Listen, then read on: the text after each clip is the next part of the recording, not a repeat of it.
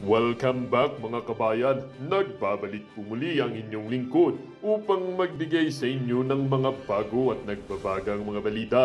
Nagkakagulo na naman sa loob ng Malacanang dahil sa matinding pagtutuos ni Nakuting ng Norte at Tatay Digong, former President Rodrigo Roa Duterte. Lumapit at nagpakumbaba na naman ang dating presidente na si Tatay Digong upang makipag-ayos sa kuting na ito at siya na rin mismo ang lumuwas ng Manila upang sana ayusin ang hidwang ng dalawang partido na ito.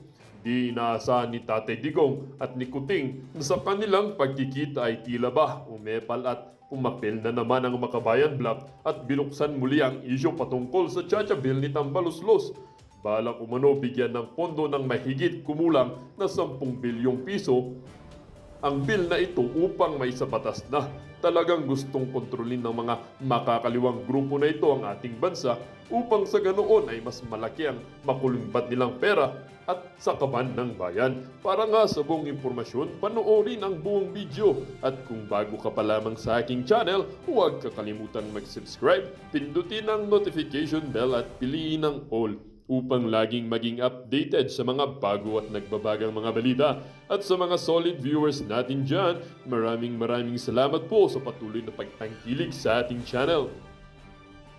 Ang issue ngang ito ay naging usap-usapin din sa mundo ng social media. Merong isang netizen na nagsabi, Mr. Romualdez, mauntog ka sana para matauhan. Hindi ikaw ang magdedesisyon para sa 110 million Filipinos.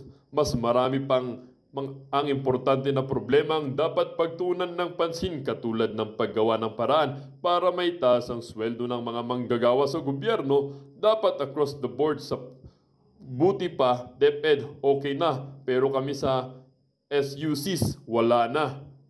At sabi din naman ng isang netizen, suggestion po, hindi ako papayag na mag-usap sila dahil no trust po, baka mag-traidor na si Kuting dahil sa warrant of arrest. Kaya sana hindi mag-uusap si Kuting at Duterte. Si Kuting ang pumunta sa Davao kasi ingat po si former President Rodrigo Roa Duterte.